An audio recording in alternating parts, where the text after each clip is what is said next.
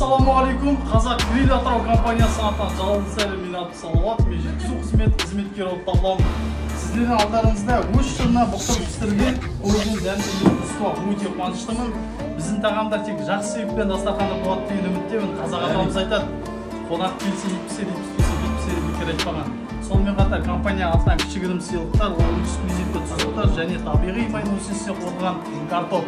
Ал ең маңыздысына келетін болсақ, қазақ халқының салт дәстүр негізінде құрылған 4 түрлі қойын етін 12 мүшеге жіліктеп бөлу және де әр жіліктің дастархан басында өз иісі бар дейді атам қазақ.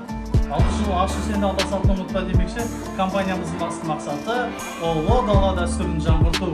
Үлкен асқазанның ашша жарым қонақ келсе, қайнатып қос қазанын басқа ұлтты білмеймін қазағымның Алла мықтеп жаратқан асқазанын.